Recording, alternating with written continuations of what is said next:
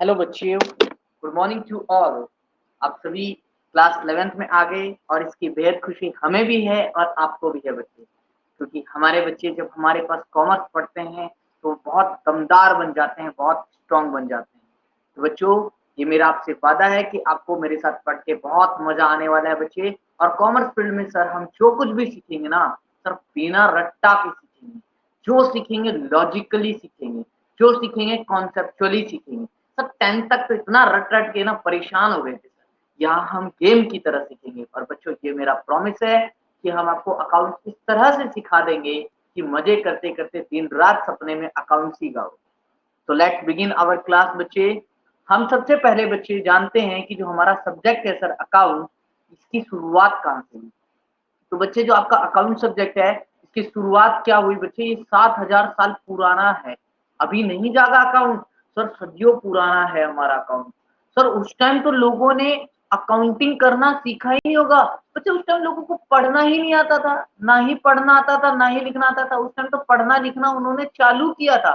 They have started. Okay sir. और उस time पता है बच्चे, अकाउंटिंग ना काउंटिंग से ज्यादा कुछ भी नहीं था, सिर्फ काउंटिंग था। और काउंटिंग भी कैसे? इस तरह से कुछ काउंटिंग करते थे लोग, इस तरह से कुछ काउंटिंग करते थे, है ना? सर काउंटिंग कहाँ करते थे बच्चे? वो लोग पत्तों पे काउंटिंग करते थे, पत्तों पे अकाउंटिंग करते थे, स्टोन्स पे अकाउंटिंग करते थे, क्ले टैबलेट्स होते थे, क्ले टैबलेट, उस पे अकाउंटिंग करते थे वो लोग, है ना बच्चा? तो उस टाइम इस तरह से कुछ अकाउंटिंग होता था सर। पत्तों पे अकाउंटिंग कैसे कर सकते हैं सर? क्ले टैबलेट पे देखो बच्चे, आपको स्क्रीन पे यहाँ दिख रहा है, ये इस तरह से कुछ अकाउंटिंग होता था पहले, कुछ इस तरह से। ये देखो कैसे निशान लगा रखे हैं, ऐसे गिनती करते थे, 1 2 ऐसे, ये ना कुछ निशान लगा लगा के ऐसे उस टाइम वो लोग क्या करते थे, इन पे इस तरह के, इन पे अकाउंटिंग क्या करते थे। अच्छा सर, तो अकाउंटिंग पहले ऐसे होती थी सर। और हमारा अकाउंटिंग ना इतना पुराना था सर, हमें तो लगा था कि अकाउंटिंग अभी आया होगा। नहीं बच्चा, अकाउंटिंग आपका बहुत पुराना है। और बच्चा अब धीरे धीरे आपने क्या देखा कि अकाउंटिंग कितना डेवलप हो चुका है। और बच्चे आपके एक व्यक्ति जिनका नाम लुका पैसियोली जी है, लुका पैसियोली जी, इन व्यक्ति ने क्या किया था बच्चे? इन व्यक्ति ने बच्चा अकाउंट्स को इन्वेंट किया एक तरीके से। इन व्यक्ति के बदौलत, जिन्होंने आपको अकाउंट्स का एक फॉर्मेट दिया, अकाउंट का एक प्रॉपर सिस्टम दिया, जिनके वजह से आप क्या कर पा रहे हो बच्चे? आज अकाउंटिंग कर पा रहे हो। ये वो व्यक्ति हैं लुका पैसोली जी बच्चे, जिन्होंने जिन्होंने आपको बताया है, जिन्होंने अकाउंटिंग को क्या किया? डेवलप किया। इन्होंने इन्वेंट किया डबल एंट्री सिस्टम को बच्चे, डबल एंट्री सिस्टम। सर ये डबल एंट्री सिस्टम क्या बच्चा? अभी आगे धीरे धीरे समझोगे डबल एंट्री सिस्टम क्या है। तो सर लुका पैसोलॉजी ने अकाउंट को करने का एक तरीका दिया, एक फॉर्मेट दिया। इन्होंने कहा कि आप इस तरह से अकाउंटिंग करोगे, इस तरह से हिसाब रखोगे तो बहुत बेहतरीन तरीके से अकाउंटिंग की जा सकती है। उन्होंने बच्चे अकाउंट्स के बारे में जो 27 पन्नों की जो बुक लिखी, वो लिखी डबल एंट्री सिस्टम की बुक लिखी। और ये जो लुका पैसोली जी थे बच्चे आपके, ये मैथमेटिशियन थे बच्चे, और ये इटली के थे। ये मैथमेटिशियन थे और ये इटली के थे बच्चे, इटली के, है ना? अच्छा सर, ये मैथमेटिशियन हैं और इटली के हैं। आप सर इनके बारे में दिखाओ ना थोड़ा सा। देखो बच्चे, ये रहे आपके लुका पैसोली जी, जिन्होंने अकाउंट्स को डेवलप किया था। और इन्हीं सज्जन व्यक्ति की वजह से आज आप अकाउंट्स के बारे में जान पा रहे हो। और आज आपकी जो अकाउंटिंग है बच्चे, इतनी डेवलप हो गई है, इतनी डेवलप हो गई है, आपको पता है कि हर जगह अकाउंट्स है। सर बिना अकाउंट्स के तो कोई इंडस्ट्री ही रन नहीं कर पा रही है, क्योंकि हिसाब तो सर सबको ही रखना है। और आज जो अकाउंटिंग होती है ना बच्चे प्रैक्टिकल लाइफ में, वो सॉफ्टवेयर्स पे होती है। कैसे सॉफ्टवेयर? सर टैली, सैप, इन जैसे सॉफ्टवेयर पे प्रैक्टिकल लाइफ में अकाउंटिंग की जाती है। सर आप देखो ना, टाटा है, रिलायंस है, विप्रो है, सैमसंग है ना? क्या ये सभी अपनी अकाउंटिंग करते होंगे? ये सभी अपने हिसाब को रखते होंगे? हाँ बच्चा, ये सभी अपने हिसाब को रखते होंगे। सर क्यों रखते हैं ये सब? बच्चा टाटा अपना बिजनेस कर रहा है, रिलायंस अपना बिजनेस कर रहा है, सैमसंग अपना बिजनेस कर रहा है, तो क्या बिजनेस को चलाता जाएगा? क्या बिजनेस को चलाता जाए कि वो पता भी करेगा कि बिजनेस में कितना फायदा या नुकसान हो रहा है? सर ऑफ कोर्स सी बात है, बिना फायदा नुकसान पता कि वो बिजनेस को लंबे समय तक कैसे चलाएगा? तो सर प्रॉफिट एंड लॉस कैसे पता चलेगा? बच्चा आपको हिसाब रखना पड़ेगा, आपको अकाउंटिंग करना पड़ेगा, जभी तो आप प्रॉफिट एंड लॉस को पता कर पाओगे।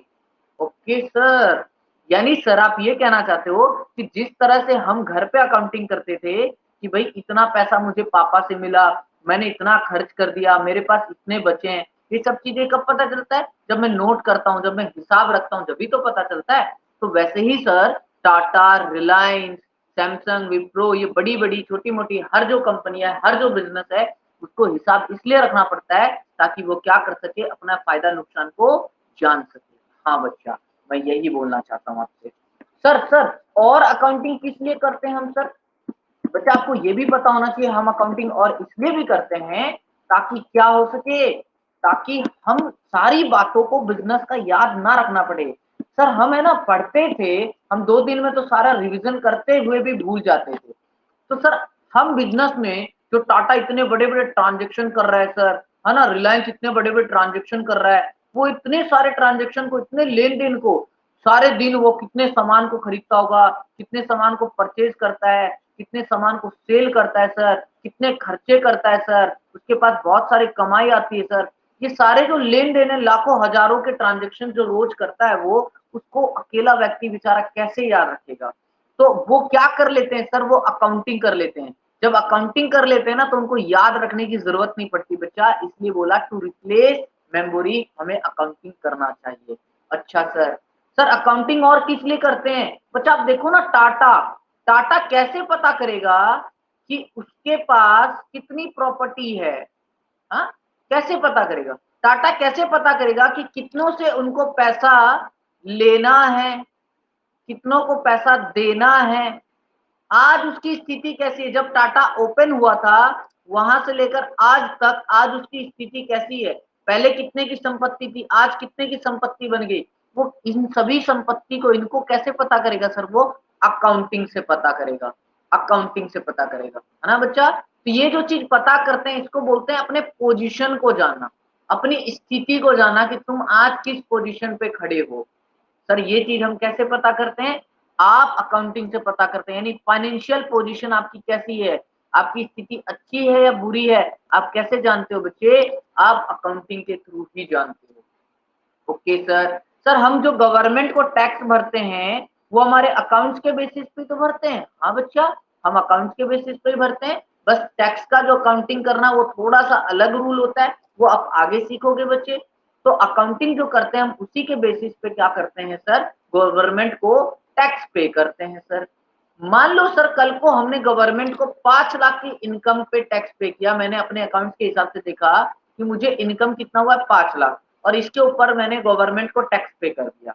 अब गवर्नमेंट क्या बोलती है मेरे से कि भाई साहब आपका 5 लाख रुपए का कमाई नहीं, आपका इनकम ज़्यादा है, आप गलत इनकम पे टैक्स भर रहे हो। तो मैं क्या करूँगा, हमारे पास अकाउंट्स होगा जभी तो जाके मैं गवर्नमेंट भैया को दिखा दूँगा कि देखो, देखो गवर्नमेंट भैया हमने इस बेसिस पे अकाउंट तैयार किया था और इस बेसिस पे हमने टैक्स पे किया है। तो जो वर्क करेगा अकाउंट वो एक एविडेंस के रूप में काम करेगा बच्चे कोर्ट में। तो आपको ये पता चल गया सर हम अकाउंटिंग क्यों करते हैं? मेमोरी को रिप्लेस करने के लिए, फाइनेंशियल पोजीशन को जानने के लिए और work and evidence in court में। Okay sir. सर अकाउंटिंग कितनी पुरानी है हमारी? बच्चा अकाउंटिंग आपकी 7000 साल पुरानी है। पहले लोग अकाउंटिंग कैसे करते थे? सर पहले लोग पत्तों पे अकाउंटिंग करते थे, स्टोन्स पे अकाउंटिंग करते थे, है ना? क्योंकि उनको उस टाइम अकाउंटिंग काउंटिंग से ज़्यादा होता ही नहीं था। फिर एक सज्जन थे जिन्होंने हमें अकाउंट इन्वेंट किया, डबल एंट्री सिस्टम को इन्वेंट करके दिया 27 पन्नों के अंदर सर। तो उन्होंने हमें अकाउंट्स का रूल वगैरह सिखाया सर। फिर अकाउंट धीरे-धीरे इतना डेवलप हो गया कि आज अकाउंट हर इंडस्ट्रीज में शामिल हो गया सर, हर जगह अकाउंट की ज़रूरत होने लगी। फिर क्या हुआ सर? फिर हम धीरे-धीरे और बढ़ते गए और चीज़ों को हम सीखने वाले हैं बच्चे अब यहाँ से। ठीक है? आगे हम देखते हैं और चीज़ों के साथ कि हम कैसे-कैसे चीज़ों को सीखेंगे बच्चा। सभी चीज़ आप नोट्स बनाते जाएँगे बच्चे, सीखते जाएँगे, नोट्स बनाते जाएँगे सभी का।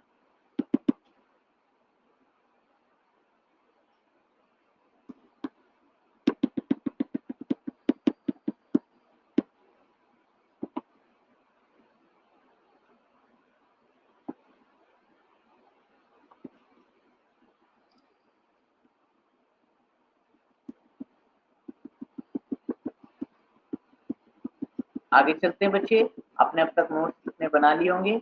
अब हम जानते हैं सर बिज़नेस ट्रांज़ैक्शन के बारे में।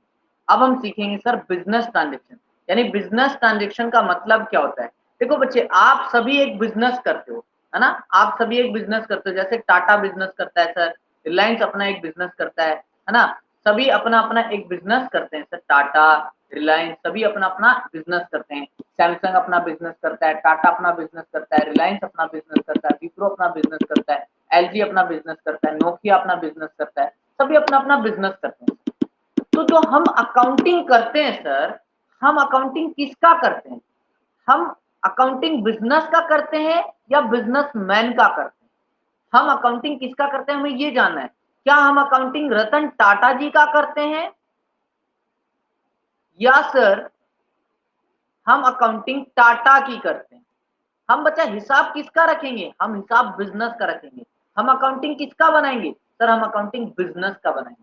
तो सर ये बिजनेस क्या है, सबसे पहले ये समझ लें, फिर जाके हम बिजनेस ट्रांजेक्शन को समझेंगे। हाँ बच्चा, तो सबसे पहले बिजनेस को समझो। बिजनेस को हम एंटिटी भी बोलते हैं, बिजनेस को हम एंटिटी भी बोलते हैं। तो सर एंटिटी क्या है? एंटिटी एक बिजनेस है बच्चा, और जो व्यक्ति उस बिजनेस को करता है ना, उसको हम बिजनेसमैन बोलते हैं। जैसे सर रतन टाटा जी क्या है? बिजनेसमैन है, और बिजनेस क्या है? टाटा है। तो जो हम अकाउंटिंग करते हैं, हम किसकी करते हैं सर? बिजनेस की करते हैं, ना कि बिजनेसमैन की। सर रतन टाटा जी और टाटा कानून की नजर में अलग है क्या? हाँ बच्चा, दोनों कानून की नजर में अलग है। यानी टाटा का एक अपना अलग पहचान है, टाटा अलग पहचान से जाना जाता है। इसलिए बोला गया कि जो एंटिटी है, जो बिजनेस है, उसका सेपरेट आइडेंटिटी है, उसकी अलग पहचान है। किससे अलग पहचान है? उसके मालिक से उसकी अलग पहचान है। सर आप देखो ना, सर आप अगर सोचो, तो आप एलजी का सामान लेते हो, आपको पता भी नहीं होगा कि एलजी का मालिक कौन है, तो आप बिजनेस के पहचान से लेते हो। आप सैमसंग का फोन वगैरह लेते हो, तो आप सैमसंग के नाम से लेते हो, ब्रांड की अपनी इमेज, आपको पता भी नहीं होगा इसका मालिक कौन है। बिल्कुल सर। तो एंटिटी कौन है सर? बिजनेस कौन है? बिजनेस यानी बिजनेस वो है सर जिसकी एक अलग पहचान है। बिजनेस वो है जिसका हम हिसाब रखते हैं, जिसकी हम अकाउंटिंग करते हैं, बिजनेस वो है सर। तो इसीलिए बोला गया कि ट्रांजेक्शन, जितने भी ट्रांजेक्शन का मतलब क्या सर? बिजनेस में होने वाले लेन देन। जैसे रतन टाटा जी है, क्या करेंगे? अपने एम्प्लॉयज को खर्चा पे करेंगे, यानी टाटा मोटर्स क्या करता है? अपने खर्चे को पे करता है, एम्प्लॉयज को खर्चा देता है, रेंट पे करता है, सैलरी पे करता है, बिजली बिल भरते हैं सर वो लोग, है ना, वो कुछ सामान को खरीदते हैं, कुछ सामान को बेचते हैं, यानी बिजनेस में हो रहा है ना सारा लेन देन। तो बिजनेस का जितना भी ट्रांजेक्शन, इस ट्रांजेक्शन को बोलते हैं लेन देन। उसको हमें रिकॉर्ड करना पड़ता है, और आपको मैंने बताया ना बच्चा कि अगर आप रिकॉर्ड नहीं करोगे तो आप इतना याद कैसे रख पाओगे। मान लो आपको टीचर्स पढ़ाते हैं बच्चा, तो आप भी तो लिखते हो ना, जब भी तो आप जब भूल जाते हो तो आप उसको चेक कर लेते हो लिखे हुए को, और उसको याद कर पाते हो फिर से। तो बिजनेस में भी, अकाउंट्स में भी आपको क्या करना पड़ता है? जितने भी लेन देन होता है उसको हमें क्या करना पड़ता है सर? रिकॉर्ड करना पड़ता है। किसमें सर? बुक्स ऑफ अकाउंट में। Okay sir, books of account में रिकॉर्ड करते हैं। बुक्स ऑफ अकाउंट्स क्या है यहाँ पे सर? जैसे बच्चा आप इंग्लिश की नोटबुक बनाते हो इंग्लिश का काम के लिए, अकाउंट्स की नोटबुक बनाओगे अकाउंट्स के काम के लिए, है ना। तो उस बुक्स ऑफ नोटबुक को हम क्या बोलेंगे? जहाँ पे हम अपने खाते बनाते हैं, जो बही खाता होता है जिसमें हम सारे लिखते हैं सारे हिसाब को, उसको बोलते हैं बुक्स ऑफ अकाउंट। लेकिन सर जितने भी ट्रांजेक्शन रिकॉर्ड करते हैं ना, हम बिजनेस के हिसाब से करते हैं, ना कि बिजनेसमैन के हिसाब से। रतन टाटा जी चाय पी रहे हैं, हमें उससे मतलब नहीं है सर, बिजनेस क्या कर रहा है वो बताओ, हम उसका खाते को बना रहे हैं, हम उसके ट्रांजेक्शन को रिकॉर्ड कर रहे हैं, हम उसके लेन देन को रिकॉर्ड कर रहे हैं। हमें मतलब नहीं रतन टाटा जी क्या कर रहे हैं, हमें मतलब है मेरे बिजनेस के अंदर क्या हो रहा है, हम उस चीज को रिकॉर्ड करेंगे। हाँ सर। जैसे सर आप और कोई एग्जांपल दो ना मुझे, बिजनेस और बिजनेसमैन। आप देखो बच्चे, बिजनेस क्या है? सैमसंग है, ओप्पो है, ये बिजनेस है। रिलायंस एक बिजनेस है, सैमसंग बिजनेस है, ओप्पो बिजनेस है, रिलायंस बिजनेस है, अरावली इंटरनेशनल स्कूल एक बिजनेस है। इन लोगों को जो चला रहा है, जो इनको जिनने खोला है, जिन्होंने ओपन किया है, वो कौन है? बिजनेसमैन। राइट बच्चा। तो आपको जो हिसाब रखना है, आपको जो अकाउंट्स बनाने हैं, वो किसके बनाने हैं बच्चे? सैमसंग के बनाने हैं, ओप्पो के बनाने, रिलायंस के बनाने, अरावली के बनाने। बिजनेसमैन को आपको हिसाब नहीं रखना, आपको अपना अकाउंटिंग करना है, आपको बिजनेस का अकाउंटिंग करना है, ना कि बिजनेसमैन का। आपको हिसाब किसका रखना है?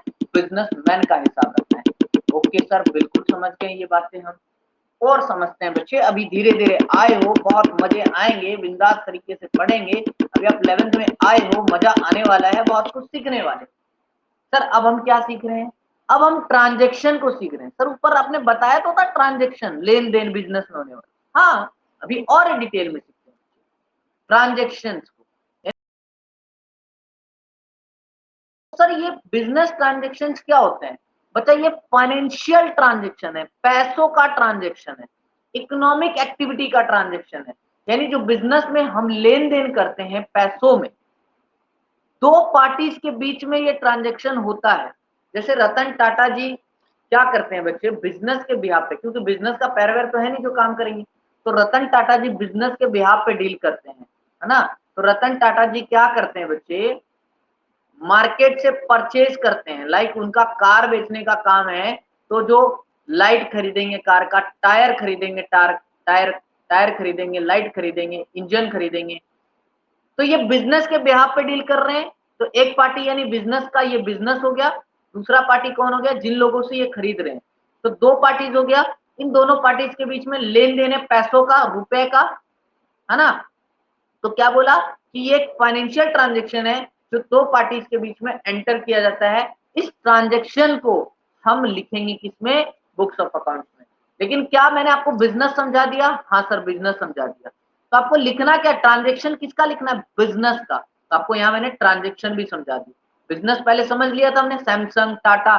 तो सैमसंग में होने वाला बिजनेस यानी टाटा में होने वाला ट्रांजैक्शन, उनको हम कर रहे हैं रिकॉर्ड, उनकी हम अकाउंटिंग करते हैं, उनका हम हिसाब रखते हैं। राइट बच्चा? तो यहाँ पे क्या देखा हमने कि रतन टाटा जी यानी अपने बिजनेस टाटा मोटर्स के अंदर ट्रांजेक्शन कर रहे हैं, और वो ट्रांजेक्शन कैसा है, फाइनेंशियल नेचर का है सर, मनी टर्म में ट्रांजेक्शन को किया जा रहा है।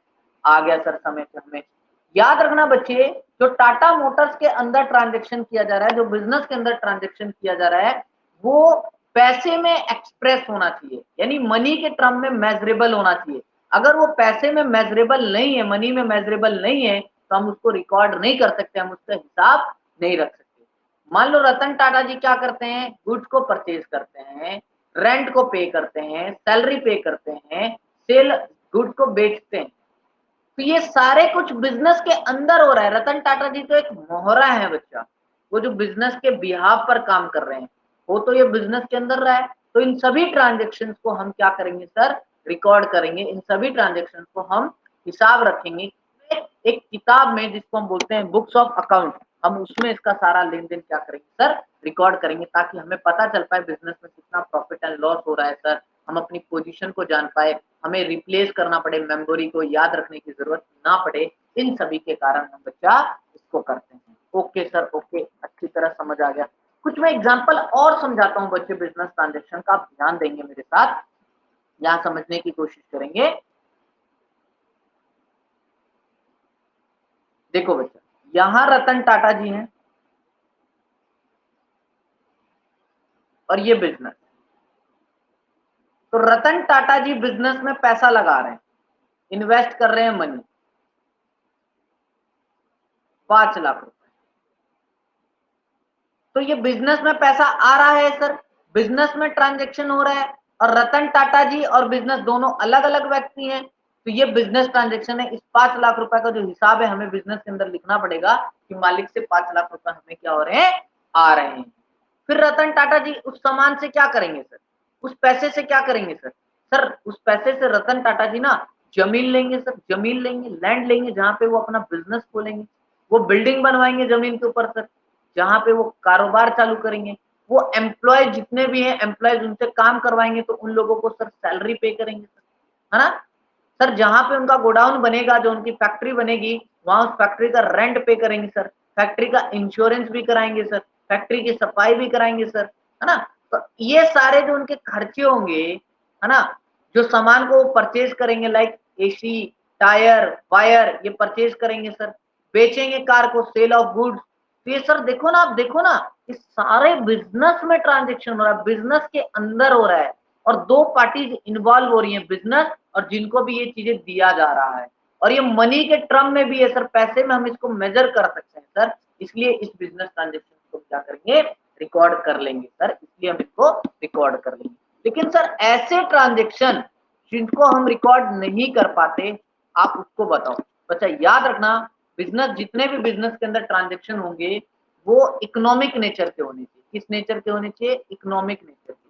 मतलब जो ट्रांजेक्शन किया जा रहा है ना, वो with the motto of earning profit होना चाहिए, है ना। लाइक सपोज करो, अगर रतन टाटा जी ने कोई सामान खरीदा अपने दोस्त को गिफ्ट देने के लिए, तो सर ये रतन टाटा जी का पर्सनल ट्रांजेक्शन है। हम इस पर्सनल ट्रांजेक्शन को बिजनेस में रिकॉर्ड नहीं करेंगे, बिजनेस में होना चाहिए। और इसमें आप देखो कहाँ इकोनॉमिक एक्टिविटी, क्या ये पैसे कमाने के लिए हुआ? नहीं सर। तो इस तरह के ट्रांजेक्शन को हम रिकॉर्ड नहीं करेंगे जो पर्सनल नेचर का है और जो नॉन इकोनॉमिक नेचर का है, जिसका उद्देश्य पैसा कमाना नहीं है, उस तरह के ट्रांजेक्शन को सर हम रिकॉर्ड नहीं करेंगे। ये आप ध्यान रखेंगे बात को कि जो ट्रांजेक्शन पैसे का नेचर का नहीं है, हम उसको क्या कर नहीं करेंगे सर, हम उसको रिकॉर्ड नहीं कर सकते। इस बात को आप ध्यान रखेंगे बच्चा। और बताओ ना सर, इसमें और बताओ। तो और सुनो बच्चे, मान लो ये टाटा मोटर है और टाटा मोटर के ये सारे एम्प्लॉय है बच्चे, ये सारे टाटा मोटर के एम्प्लॉय। अब एक से दूसरे एम्प्लॉय में इनमें लड़ाई हो जाती है सर, लड़ाइयां हो जाती है, फाइट हो जाता है। तो क्या ये ट्रांजेक्शन को हम रिकॉर्ड करेंगे? नहीं बच्चा, नहीं। क्यों? क्योंकि सर हम इसको मेजर नहीं कर सकते मनी में, कि कितने का ये नुकसान हुआ है, हम इसको मेजर नहीं कर सकते, इसलिए इस ट्रांजेक्शन को रिकॉर्ड नहीं करेंगे, क्योंकि बिजनेस में ही बेशक क्यों ना हुआ हो। और सर, और एम्प्लॉय अगर सारे स्ट्राइक कर दे बिजनेस में, तो इस ट्रांजेक्शन को रिकॉर्ड करेंगे? नहीं sir, again not measurable in money. ठीक है सर, समझ के। लेकिन सर मान लो बिजनेस में आग लग जाए, बिजनेस में चोरी हो जाए, तो क्या हम रिकॉर्ड कर सकते हैं? हाँ बच्चा, तब हम रिकॉर्ड कर सकते हैं। क्यों सर? क्यों रिकॉर्ड कर सकते हैं? क्योंकि ये मेजरेबल है in term of money, in term of money. हम पता कर सकते हैं कितने का नुकसान हुआ है, कितने का चोरी हुआ है, तो हम उस नुकसान को क्या कर सकते हैं सर, मेजर कर सकते हैं, इसलिए हम इसको क्या कर लेंगे, रिकॉर्ड कर लेंगे। सर रतन टाटा जी का ना जो कार का काम है, कार का बेचते हैं कार अपने बिजनेस में। रतन टाटा जी एक दिन गए सर ऑडी के शोरूम में और कार खरीद के लाए अपने यूज के लिए। तो क्या सर इस ट्रांजेक्शन को रिकॉर्ड करेंगे? नहीं बच्चा, इस ट्रांजेक्शन को क्यों रिकॉर्ड करोगे? क्योंकि ये पर्सनल नेचर का ट्रांजेक्शन है, बिजनेस का ट्रांजेक्शन नहीं। अगर रतन टाटा जी इसी ऑडी कार को टाटा मोटर में यूज करने के लिए लाते ना, इस्तेमाल करने के लिए टाटा मोटर में, तब ये बिजनेस ट्रांजेक्शन होता, तब हम इसको क्या करते, रिकॉर्ड करते। ठीक है बच्चा, ये आपको ध्यान रखना है कि कौन सा बिजनेस नेचर का ट्रांजेक्शन है, कौन सा रिकॉर्ड होगा और कौन सा रिकॉर्ड नहीं होगा, ये बात आपको ध्यान देना है।